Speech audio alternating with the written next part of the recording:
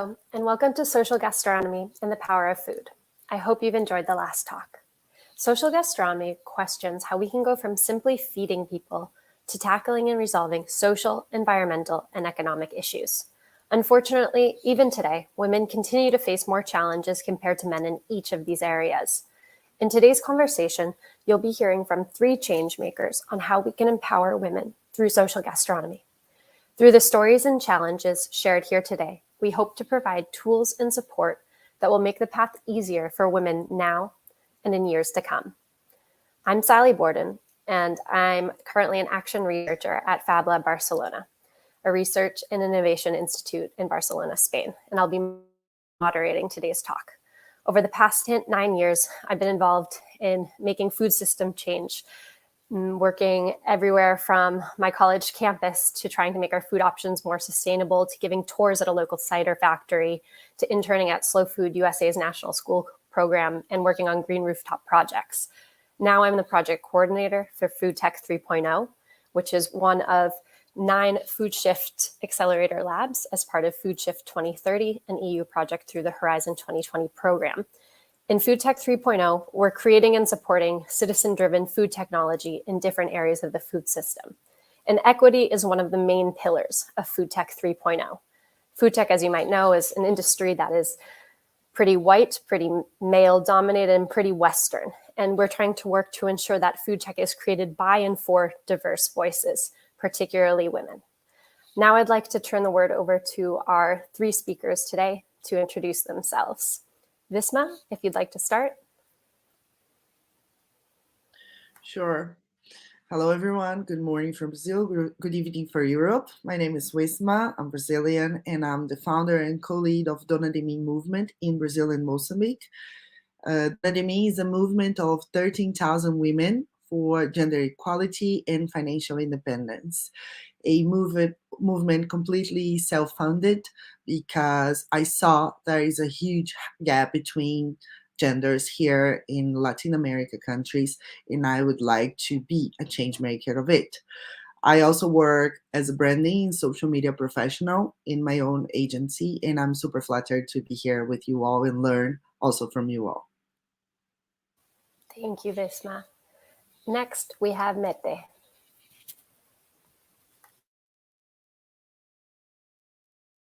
Oops, Mette, we cannot hear you.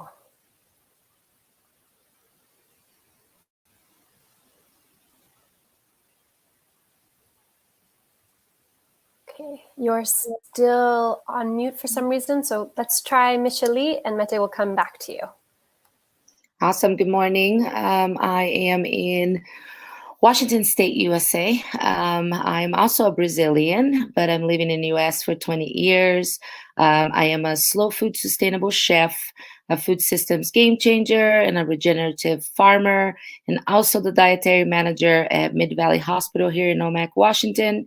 I have about 15 years of experience in culinary, 10 years of experience in sustainable farming, and event management. So I think that co-creation between those 3 parts of my career have kind of brought me to be who I am today, which is an advocate for sustainability in food systems and also equality for women and minorities.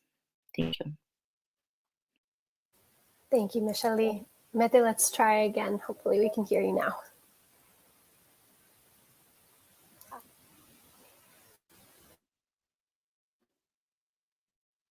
Still not quite. I can hear you just a little bit. Okay. Well, Mette is working on her connection issues. I'm going to give a little bit of an intro as to why we're here today talking about what we're talking about. And once Mette comes back in, hopefully she can introduce herself.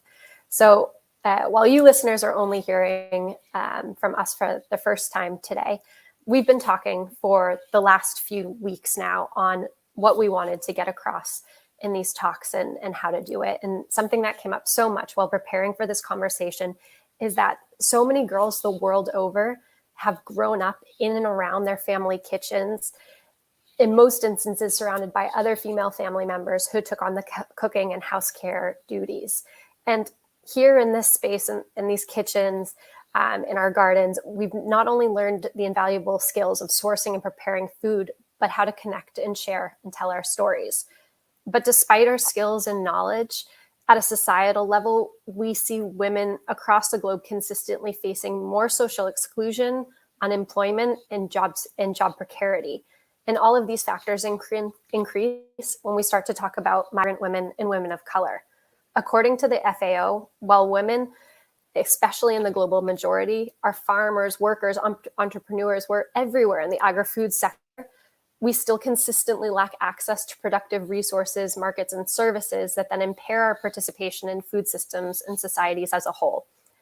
One FAO document cites gender issues are now mentioned in most national and regional agricultural food security policy plans, but they're usually relegated to separate chapters on women rather than treated as an integral part of policy and programming. Many agricultural policy and project documents still fail to consider basic questions about the differences in the resources available to men and women, their roles, and the constraints they face legally and socially, and how these differences might be relevant to proposed interventions. Now, I'm sure this information is not new to most of you listeners, but what might be new is that a moderator will blatantly say, we are exhausted. We're done being socialized to do the work at home, only to be shunned from other parts of society and put at risk for losing dignity, livelihoods, and even lives.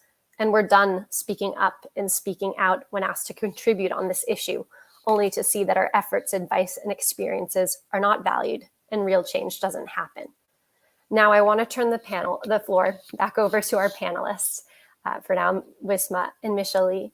They'll share their stories and focus on challenges they've experienced, what they've accomplished, and help us answer the question, what can food do for people, especially women? Where can it bring us? What types of opportunities can it create? And what types of problems can it help us tackle? So for the first question, while we have a general definition of social gastronomy, it also means different things to each of you in this room. And you have your own share of experiences and challenges that may have motivated you to get involved either in the social gastronomy movement or this talk itself.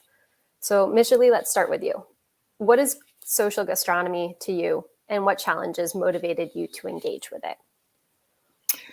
Okay, so social gastronomy to me is the responsibility food systems have in engaging social actions to improve and understand sustainability and quality across all people. I see social gastronomy on a side. A lot of people would see social gastronomy on a side of like a big table full of people engaging together. And that's a beautiful side of social gastronomy.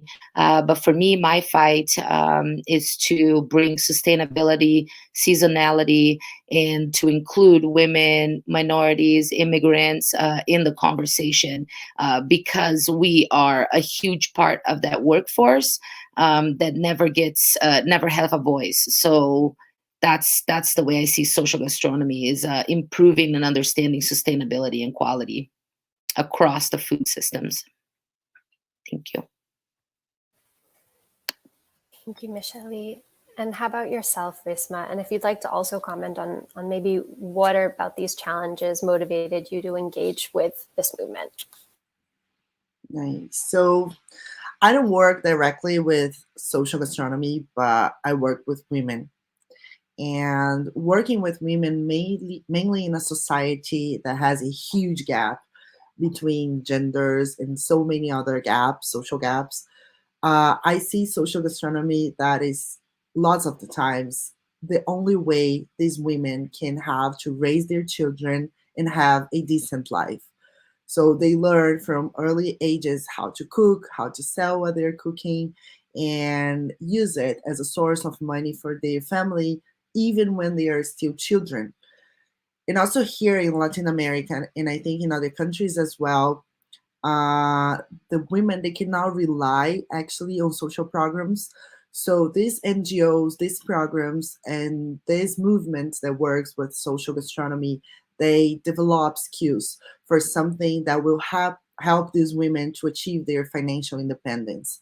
So for me, it's not just something that is important, it's also a life-changing for the women I work with.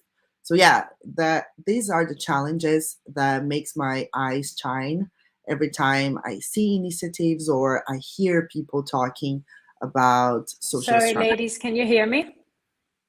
Mm-hmm. Yes, perfect. Wisma, if you want to finish up quickly, I think maybe that was actually your last thought, and then It was. It's perfect. Well, then, Mette, perfect timing. If you want to introduce yourself briefly, and then also help us answer the question: what is social gastronomy Perfect. to you, and what challenges motivated you to engage with it? Thank you so much. This is lovely technology on a high level. So nice to be able to join you guys. My name is Mette, and I'm a partner and chef at Restaurant Lola here in Copenhagen, together with Camilla Seidler and Rune. I have been working in social gastronomy for the past 7 years. I've been working with inmates in Danish prisons. I have been working with immigrant women here in Copenhagen, how to get them into the work field. And I have been working 3 years in Brooklyn, New York, where we educated young people and how we can educate them in different areas in the food industry, all from barista to chefs to waiters, dishwashers, to make sure that there's better job opportunities. And now in Restaurant Lola, we're trying to shake up the whole industry a little bit, which is much needed and difficult in many ways. We're trying to do all from how can we do better working hours instead of having 12, 14 hours, so you're a real man and real tough to be able to enter this world that it is.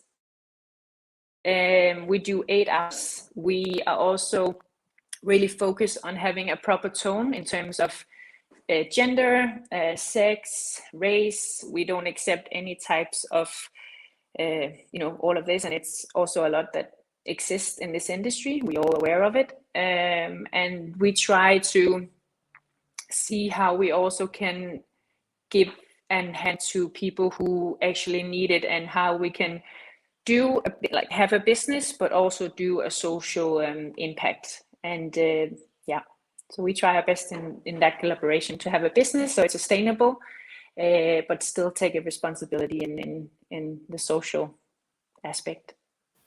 Thank you, Mette.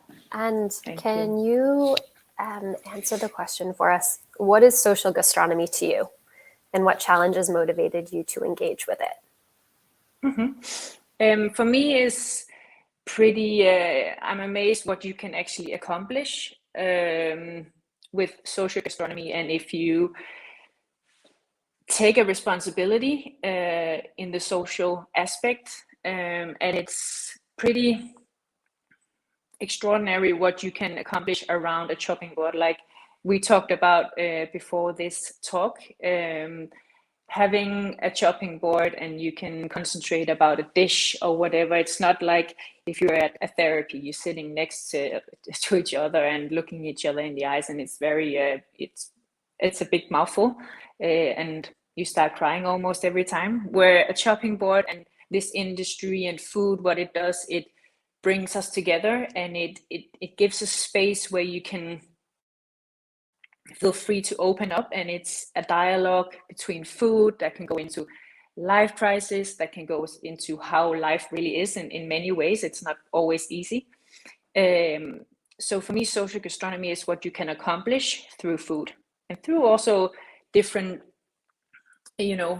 countries and histories. And luckily it's not only Nordic food and Noma, the best restaurant in the world. It's about all different kinds of, we all have a story, and that can get gathered around a chopping boards and stories and dinners. And also these a lot of, and what I got caught up in this social gastronomy is also, for example, many young people or immigrant women, they sometimes need a community, right? And that's also what you can create with food. You can create a community where you belong somewhere, or if you're lonely or then you sometimes end up in a gang environment because there's a community. And also what this industry is also really well placed is that there's a community. Even if you work 15 hours in a restaurant, there's a community for you. You meet in every day. You have your colleagues because you're with them for so many hours. So I think this industry is also really extraordinary for this kind of work because there's a community. Fantastic. Thank you, Mette. So listening to the three of you, I mean, social gastronomy can mean so many different things. From Wisma, we get this part about how it can help women develop skills and achieve independence. From Michellee, the idea of improving sustainability and bringing more voices, especially those who are so involved in the workforce, but often their voices are left out, bringing them into the mix. And Mette, we're getting from you that through food, we can understand what we can accomplish so many different things, but we can also find a space in which you can open up and create community that interweaves different people and different stories. So now that we understand a bit better what actually can social gastronomy mean, especially in this context of women and empowering women, I want to understand how each of you are currently engaging with it. So maybe Michellee, or actually Wisma, if you'd like to start. How are you using social gastronomy in your work now? And you'd mentioned before you weren't necessarily engaging directly with this concept, but maybe, as you said, you find threads of it there. And what have you been able to accomplish through this type of approach? Okay, so in my case, I support causes. I give space in my business and also in my social media channels. And I try to act like an influencer so people can also be aware of it, out from the bubble of people who are actually inside of social gastronomy movement. Because sometimes I see that for those who are already engaged on the cause, working or maybe running an NGO, everything is super clear, but for people who are out of it, there is a huge gap of knowing and spreading the message and seeing actually what is being doing. I also have on my movement a program to women to mentor, develop business skills, and also to make them believe that they are capable of creating their own community around what they know so they can start their own small business and achieve their financial independence. And I could say 70% of the times it's around food. So making them see they're also capable of doing something and not just being behind somebody or another company. And I personally, I see myself spreading the message, giving space, and consuming, of course, what is being doing. Thank you. That's super fantastic. And Mette, how about yourself? How are you using social gastronomy in the work that you do now? And what have you been able to accomplish through it? Mm-hmm. For now at the restaurant Lola, we have, this summer we had a food truck. It was super busy, so we were so lucky that we were busy enough to hire a group of young people who needed an extra hand. They have been struggling a little bit with society and also they had, some of them have been to prisons and gone down a little bit the wrong path. And our philosophy is that we pay the young adults that we hire have the same rules and as all our employees. I believe that if you recognize that everybody is on the same page, then the outcome of it is much more successful instead of keeping them in a box where, oh, you're still a little bit over here and you're still not ready to be as everybody else because you messed up before, or you have, you have some struggles that you need to work with, or we need to spend a little bit more time on you. So therefore you get no money, or you get, so for me, it's super important to show them that we need them and they are part of the company like everybody else, obviously. And that also gives great results, obviously, because they feel they're part of a community, that they're not left outside because, oh, you messed up once, or you're a little bit all over the place. So I decide that I can give you for free. I can have you for free from the government, and then it's easy. And then after 3 months, ciao, I don't need you anymore. But then I had a good summer, I earned more money. So for us, and Camilla and Rona and I are completely on the same page when it comes to this, that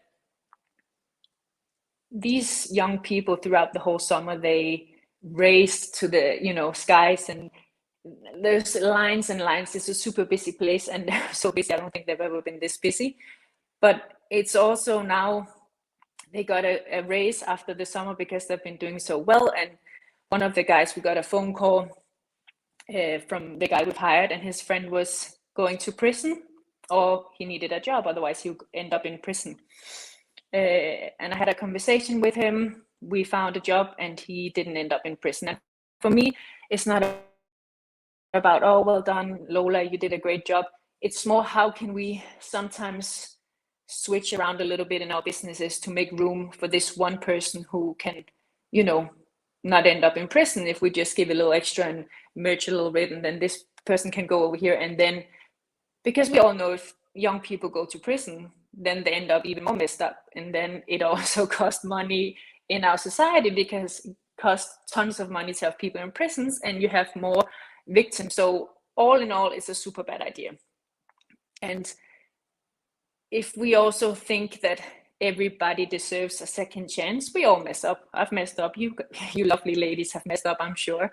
Maybe not to that extent. But for me, it's about second chances. And we also just have to keep ourselves in mind that we're all human beings. And if somebody believes in us, we can master. So for us at Lola, and also with the immigrant women, I had these lovely ladies, and the system here in Denmark, at least, we still have a long way to go to integrate here in Denmark. And this woman, she hadn't been working for over 20 years in Copenhagen, and we got her a full-time job, and she's out of the government pay role. And just these experiences is what keeps you going and keep you, even though I strongly believe that you also need to have a business to be able also to do social work, because if your business dies, then you can't hire people and give these jobs to them. So it's also not to be scared of talking about that you can have a business and do social work. And I think it's very important to talk about that also, that it is allowed. It's not, oh, if you do social work, then you don't need to, then you need to earn no money and you need to do this and this. Is completely the wrong way of thinking, because if you have a strong business and you have a strong business plan, then you can also help more people. So it's, but it's these things that does all the hard work worth it. And to see these young people, and we also taught 10 young girls down here at Copenhagen. They were 13 years old, and they came twice a week after school to learn how to cook. And it was girls who were a little on the edge of doing stuff that they were way too young to do.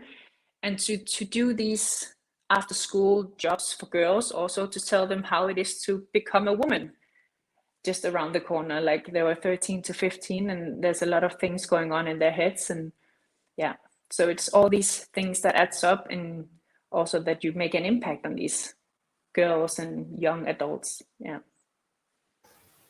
Thank you very much, Mette. So I'm seeing a lot of links between what Wisma was saying and what you're saying about the possibilities of creating community and empowering people through that community, and showing them really what they're capable of by involving them in that space.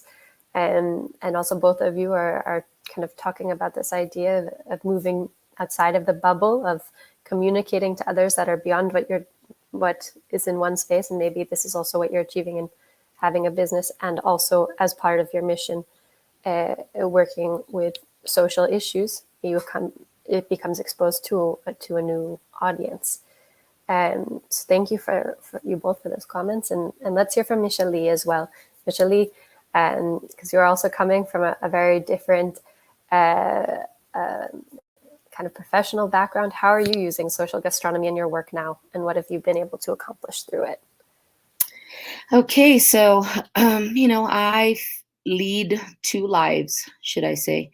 One, I'm the dietary manager at a hospital, where there I create one of the first hospitals around that create from scratch healthy food for employees and patients, and to bring awareness as food as medicine and not just as sustenance. A lot of these institutions like schools and hospitals and elderly places, a lot of the food is pre-made, pre-frozen, which brings very little nutrition. It's very cheap, but also brings very little nutrition to who is actually consuming it. So I do that every day. And also I work as an engager in talks like this one, being the United Nations Independent Dialogues or Social Gastronomy meets, all my spare time to bring, light to, and to bring the farmers into the conversation, to bring light to sustainability and seasonality. For example, on Clubhouse, which is this new app where everybody's in it all over the world, I created a club called Female Farmers Unite, where over 1,700 female farmers around the world have a safe place to communicate and create together. I feel like once we create spaces like this one and we allow them to come over, not just to listen, but to actually have a conversation and to feel heard, I feel like we're making change in the world.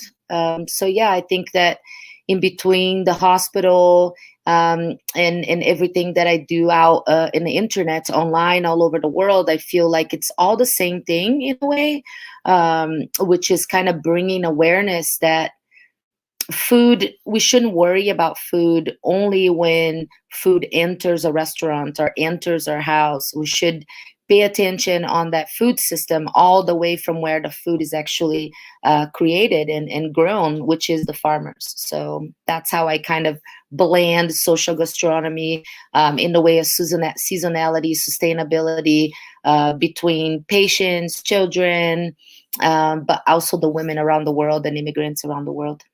Thank you. Fantastic. Thank you, Michellee. And I did want to just ask a quick follow-up question, because we're now getting into a few stories, and I wondered if you could tell us maybe a story that's come out of this space, Clubhouse, like one of these spaces for female farmers for communicating and creating together. Can you share something a little more specific from that? Yeah, like for example, I was able to put together a woman in New York that has a second generation apple farm. She was having trouble selling her apples only because, her dad has been doing it for 50 years and unfortunately had passed away. And she got left over with this huge business that she didn't have much idea of. And also when she went to talk to producers and buyers, they'll be like, you're just his daughter, you don't know what you're doing. So I was able to connect her with a coach, this beautiful woman named Mette. She's a coach here in the United States for women and their businesses. And the two of them got together and created these, I think 8 to 10 lessons on how to graft trees and how to start a business using fruit and produce and to move forward. So that was the beginning. And so this was about a year ago. And by now they created a cooperative together of female apple growers around the world. And so they have this huge cooperative. I think it's 12 growers around the world with over 500 employees. And they do their own chats, and they use the Female Farmers Unite on Clubhouse as their meeting point, and where they come and discuss. And so it was a beautiful project that just kind of organically was created by having conversations, which, on the first question you said, what motivate you to engage with it? And I forgot to answer that one. So that's how I found Social Gastronomy, was Clubhouse. I was in a sustainability room talking about farmers and sustainability and females and all that. And one of the social gastronomy people, I think, I don't remember her name, but she came in and she said, "Oh my gosh, it looks like you're talking about social gastronomy." And I never put the word social and gastronomy together. And so we had a whole conversation that day. And from that day on, I was like, oh my God, this is what I've been talking about, his social gastronomy. So therefore, I became a part of it. So yeah, thanks. Awesome. Thank you so much, Michellee. So once again, as well, we're hearing this theme that's emerging of creating community and really what can come out of that community. So social gastronomy as a tool or as a way to practice how we can create spaces that women are not only connecting with one another, but feeling empowered, empowering one another through their work. And as you summarized so nicely, creating spaces not just to listen, but really have a conversation at all points of the food system. So thank you to all of you for your comments. And now I think we're going to go a little bit deeper into what all of you have started to comment on with this next question. And as I had mentioned in the intro, and as we've talked in our conversations these past weeks, we see so frequently how women are so often highly valued for the work they do at home, which is providing and preparing food. But when it comes to translating this to a professional level, women are not only have larger challenges at gaining entry to this space, but then also being recognized for the work that they're doing. So I was hoping that you could each elaborate on how we can start creating livelihoods and recognition through food, particularly for women at different parts of the food chain. So this will maybe mean, I think, as I said, each of you have started getting into this, but if you want to go deeper, this is the space to do it. So Mette, let's start with you. Yeah, I think it's definitely about different role models. And we talked about role models in our chats. But I think the more women who get out there, and now I've met all of you amazing women all around the world, and your story amazes me. And I think for the young women and for the young girls, it's super important that we never stop talking about all the amazing women that are out there and all the amazing women who actually dare to go into this Superman dominated industry and world in general, and never give up on saying stuff out loud and be like, oh yeah, but we're not worth it, and oh yeah, men is, and it's the same in high gastronomy and the whole Michelin world. Is the men who gets all the stars. And also when it comes to food critics, girls are like cute and a little cupcake with a little glitter on top, and yeah, it's a nice comforting food like your home in your mom's kitchen. When it comes to the male ones, it's like, yeah, it's so innovative, it's the next level, you've never seen anything before, and then you forget that your mamas were cooking at home and they're getting a thank you for dinner, mom, and the guys are getting all the stars and all the glory, and it's outstanding, I've never seen anything like it. And then so I think it's about role models to show that women are freaking awesome and we're badasses, and hopefully at some point we get an equal world. But for now, I think also the media needs to take a huge responsibility also to make more stories of women who succeed and who already have succeeded for decades and what they do, and also with all your stories and the women who are not on this talk have accomplished. So I think it's also media who needs to take a huge responsibility in this area. And also the unions, I mean, they also need to bring out the stories and, have to make a bigger effort that they're doing. And then also, I think, to create a safe space for women and where you can work in how to create, and also businesses for that matter, how to create a safe environment for everybody. It's women, it's gender, there's so much toxic environment in every business. So I think also it's up to the leaders in the companies to take a responsibility to the business, our industry, to also look yourself in the mirror and say, are we willing to go into this? Because you can close your eyes and say, oh, women are too much now, and the Me Too, and yeah, you just need to be recognized, and you're so soft, and you're so, get over it, and the world is equal. You can live in that world and it's fine, but that's not how it is. So I think as a company and as a restaurateur, you need to also look into your company and say, how many female leaders do you have? Because that's, you can just see on the top of the whole world who is dictating how we live and take the big decision in this world. I think we all know the answer on that one. So I think we all need to make a decision if we're willing to go into this, or we just want to close our eyes.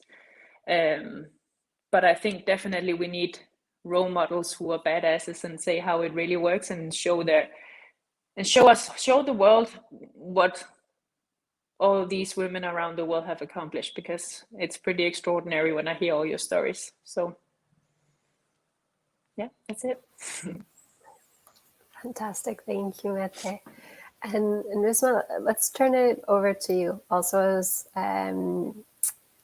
that's it. I turn it over to you. So, good question. I think, as in all other discussions, the dialogue is always the same. So, how can we provide recognition? But then you go to the big companies, to the ones who own the power, big organizations, and what you see to make happen is that you enter in meeting rooms and you always find the same. White people, majority men, with an incredible school background, and it's always the same pattern. But is it the reality of the society that we want or that need more? And if we don't see women there, how can we feel recognized at the end of the day? So it's completely what Mette said. I completely agree. I think the first step would be that companies, organizations behind programs, it doesn't matter if it's the Michelin stars or the company, the NGOs that own the money, they could leave actually what they aim to do. That we could have the real diversity inside of rooms, inside of the prizes, inside of the places where the discussion is actually made. I personally come from an indigenous roots with a solo mom that worked as a nanny. So probably I'm the only person that I know in my region, in my position, that have these roots, and it's in this type of places that I'm here with you. And it's also because I came from a social program. Michellee is also from Brazil. She knows what I'm saying. If you come from poor countries, you cannot even speak English. And that's also a privilege. So if you want to have more women to be recognized, we have to provide the basic to them. But the other women should be also in the discussion rooms, not just on the places that they are a tool to be, on the marketing thing. Oh, we are looking for gender equality. And awareness for me, diversity for me, it's always the first step. After, I would say, development programs, we see recognition from prizes, contests coming majority to men, as Mette said. And it's also because lots of times the women is raising their children or they are at home taking care of the elderly people. So instead of studying and being prepared to the real world, they are doing the job that is not paid and sometimes is not even seen. And to end, I would say focusing not only in the young generations. I see lots of movements going to young generations, but sometimes we forget the huge ageism that is going on nowadays. And I see there is a lot of women plus 40 years old, mainly on the food chain, that they need to work, to be prepared for it, because they're feeding their family at the end of the day with their job, and they're not even close to retire. So yeah, for me, I would say doing the steps, we could go closer to a place where we could recognize women. Thank you so much, Wisma. And Michellee, let's close with you. Okay, so I think by thinking outside the box, right? Dropping the stigma that women and minorities are in any way less than others, to listen, collaborate, and uplift each other. change the narrative, right? So instead of asking for a seat at the table, let's create that table and invite like-minded women to sit and bring power to our voices. I think that the longer the system is not going to change, we have to create a new system for ourselves and then prove that we can do better. Instead of waiting for Michelin to decide that they're going to pay attention on a woman, or we can create our own Michelin if we wanted to. The sky's the limit. Another thing that is really important to me is for the women that actually have made it, right? Like us, for example. I spend a lot of time helping young women, helping women in Brazil. I have a couple of girls in Africa that I actually mentor on their food businesses, and just giving that time to the people that need, not because of recognition, not because they're going to work for you, not because any of that, but just for the sisterhood of, because, you know, a lot of the times, and I've seen this in my work before, where is women pushing down women. It's not even the man. There's a fight there, because if a woman actually makes it, she feels that she needs to be alone and she needs to take that place for herself instead of being like, sisters, come with me. So I think that the sisterhood needs to be stronger. I think that creating that table and bringing into the table the women that you believe that have power, that have knowledge. And like Wisma said, you know, the elders, we're forgetting, one, they are dying. To the knowledge that they have, we are only gonna maybe have it when we're their age. So why not listen to them today while we still can, and bring them and give them a seat at this new table so they can participate and tell us the things that they know that are gonna go wrong, and they know what works, and, you know, understanding what they've been through and using their knowledge to uplift ourselves. So I'll say overall, I think collaboration is extremely important. You know, like your sister's Instagrams, like uplift them, like share their business and their initiatives and talk about it. Even if it doesn't bring nothing to you yourself personally, but just to uplift ourselves, because we don't need enemies inside of our own group of women. What we need is a bunch of collaboration. At the end of the day, we become stronger if we do that. Thanks. Fantastic. Thank you, Michellee. And once again, it's amazing having you all here, because so much of what you're saying, it's not only adding to, going together, but adding to and building on what each of you are saying. And this is kind of what Michellee is saying, no? In this way, we're also collaborating and going with this kind of come with me, as opposed to each of us on our own. So it's a nice representation of that. But yeah, from what you're saying now, I mean, we've mentioned role models and lifting up women that are doing it now, but women of all ages and of all backgrounds. We've talked about as well, as kind of Michellee was just closing, of maybe this idea that we make our own table. Wisma saying, okay, we need to also be at these tables, but maybe we just need to toss the table out and make our own. And this will also make it easier then for us to proceed with the types of change that we actually want to see, if we can start from scratch and continuing to collaborate with one another in these types of different spaces, especially thinking about not women just now, but also historically, and women of all ages. So we're now almost at the end of our talk. This time is truly flying.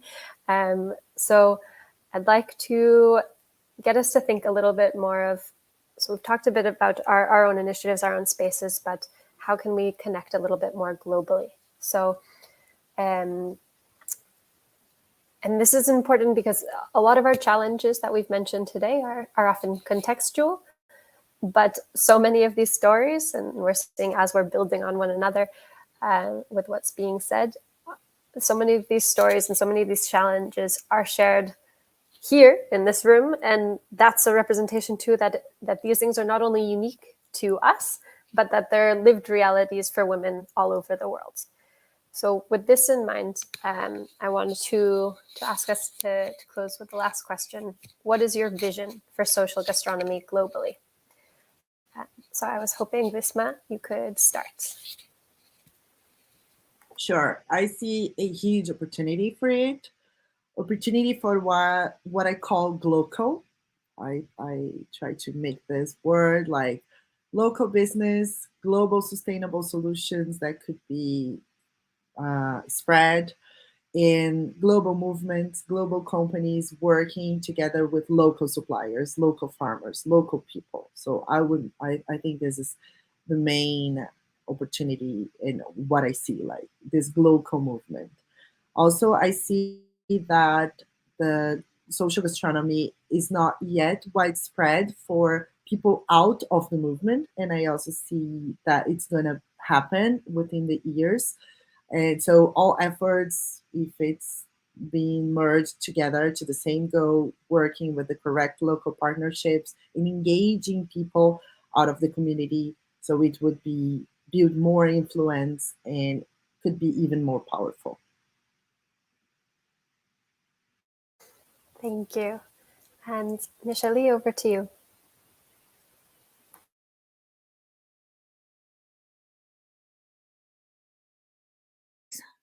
Sorry, See, I Michellee, see. there we Can you go. hear me now? Yeah, I see branches of this movement all over the world with different goals and different ways of getting there. I don't want to see social gastronomy being something done and uplifted by one type of social gastronomy or one person or one country. I think that it's such a broad idea what social gastronomy means to different people. So to me, my part in social gastronomy is to bring sustainability, seasonality to the conversation. I focus on systems change to uplift the food revolution happening today. To make sure that we have a healthy food system for our generations to come. And I always like to say, after a pandemic, there's always a revolution like the Renaissance. So I feel like we are on this time today to recreate our food systems, to recreate the table, to recreate the way we see the world, and to stop shifting things across the world and being so disassociative of where your food comes from, who actually grows your food, who actually cooks your food every day, and living on this elite world where only a few are a part of it. So what I don't want for social gastronomy is to fall on the same category as everything as it is today, but to create a brand new way where it's just like, I imagine like this huge female octopus all over the world with arms everywhere, with different ways of seeing social gastronomy, but they're all one thing together. And someday we can meet and talk about it. Thanks. Thank you, Michellee. Yes, I'm really hoping that we can meet in person sometimes and really, really get into this. And Mette, let's close with you. Yeah, I'm super hyped to have met all of you powering women. It definitely, my thoughts are just going on and on and on how we can collaborate to make amazing things in the future. And what I've been thinking about, how we definitely need to meet up in person, but how can we create small businesses that are sustainable with food? Because like we spoke about before, everybody has a recipe and we need food all over the world. So how can we together make a setup where women can have small businesses that are sustainable so they can take care of their families and stuff? And especially with this pandemic, gender equality has been set back decades because of this pandemic. And that's just, facts. But how can we then try and not be hit? Reports say we're set back to the early 90s, right? So how can we make sure that we get back in business pretty fast and not, again, the women that needs to suffer the most? So it could be amazing to get together and, like Wisma is saying, how can we create our own platform and actually make things happening. And it's because we have so many different experiences, all from, you know, studies and reports and, you know, university level, and then we have me that are hands-on and work with youth and immigrant women. And it's, you know, how can we gather all of this information and this know-how to actually perform and help, because that's what we're all here for, right? Because we don't want to only talk and be all like, oh, nice, well done, and you're doing something for the world. We can't keep talking only. We also need to kind of move, and especially, like I said before, with this pandemic, is needed more than ever. So we can't be sitting on our beautiful hands. We actually need to now sleeve up and then get the work done, even though it's difficult, but we need to. Fantastic. Thank you, Mette. And really, this thread that's coming through with each of you is that this idea of glocal, as Wisma put it, that there are so many different solutions in a local setting to this larger problem, and how we can continue to share knowledge at the local level, that this is what's working here. That way another person in a different area can say, okay, I don't have to start from zero. I can see something here. I can see, okay, this is what this person tried in a small town outside of Rio de Janeiro. Okay, I will try this in my own context and see what works. And then I will share as well for others to be able to kind of take advantage of what actually worked from that in my own local context. And if we can kind of start from here, as opposed to starting from scratch every single time. So actually, Mette, you kind of brought us to the good conclusion section, where now I want to hear actual action points from each of you. I mean, all of you throughout this talk have been alluding to action points that we can take, but I want us to try to sum up in 1 to 3 action points from each of you. How can we actually make this change happen? So Michellee, if you would like to start. Well, I would say let's create that table. Let's gather and let's collaborate and create that table and create the new systems that need to be followed, and for people to be able to be a part of, because I feel like there's so many women, for example, that are all over the world creating their little pockets of change. And we need to have a way to gather all those pockets, because then we have real power in the world once we can put those voices together and actually feel like we're being heard and there's actually change coming in. So my action point would be, let's make a new table. Thank you. Fantastic. And Mette, how about yourself? I mentioned it a little bit, like you said, Sally, already. I think we have to think about that we need to have a sustainable business to be able to create all the social work that we need to have, that there is in front of us, and we need to take a responsibility into it. So I think it's time for us that it is okay to talk about having business, like I mentioned before. If you don't have a sustainable business, you can't do nice projects. You can't, you know, get people into jobs, because if your business is not surviving, then there'll be no jobs in our, for example, at Lola. Then if we don't earn enough money, then we need to fire the young kids. And also we spoke about the other day with, for me, I think it's time to collaborate more in terms with the whole all the reports and all the science that are out there. There are tons and tons of reports which are so needed, because otherwise, how do we know how the world is and where we need the most of you know, input and work? Where are the different areas? So we need all the science and you know, the reports to be able to get to work and have the stuff done. But if we don't, for me, and we also talked about, there's so many reports so useful, but they're just in a drawer, get closed, and then, oh, we made a nice report, and we know all the numbers, and we know how bad it is and where to actually do an impact. But often, for me at least, the hands-on is lacking. For example, the education, or the know-how, the hands-on people. How do we actually make these programs, education? How do we actually show these women that there is a business model that can work all around the world? Because we all love food and we all know how to cook in some sort if you're interested in food, obviously. But for me, I think there's a huge gap between the science part, the reports that are already out there, and there's millions of funding money that are just getting lost, and you never take the reports up again, but they're there with knowledge that is so useful, but they're just like, oh yeah, that we got $50 million and it's now done, and the report is done and well done, and then you can go to a reception, say, oh, well done.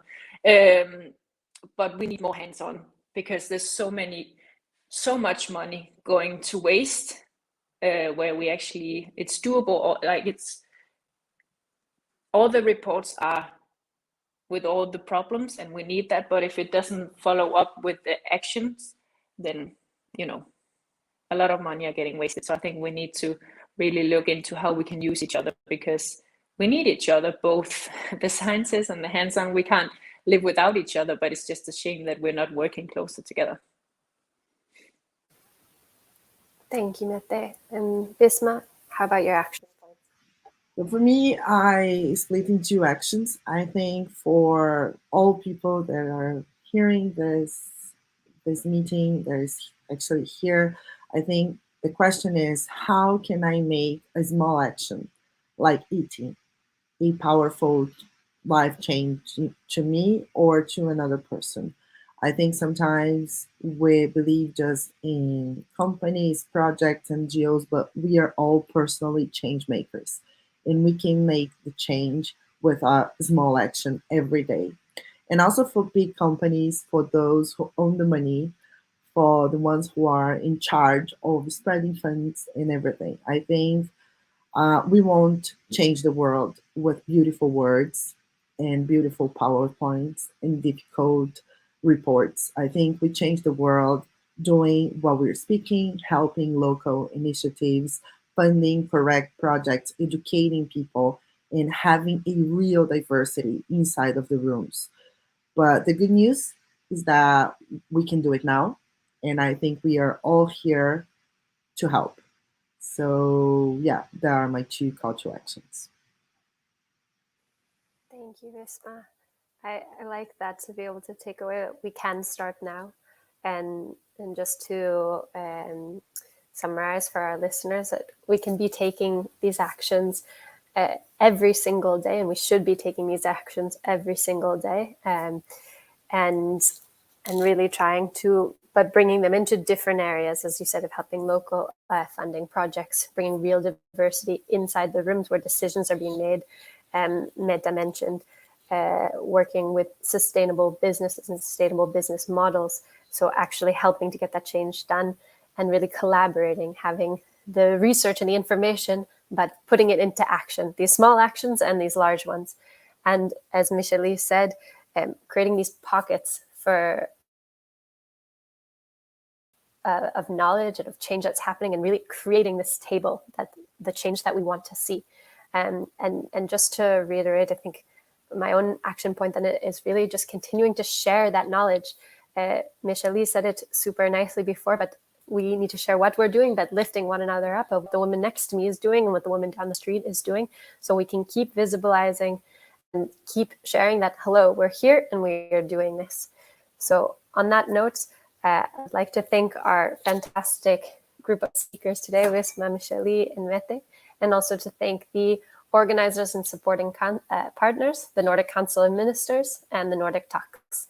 Thank you so much for joining us today, and we hope to see you in the next talk now, as well as the session tomorrow that will keep talking about what actions we can take to change our food system and continue empowering women. Thank you. Thank you.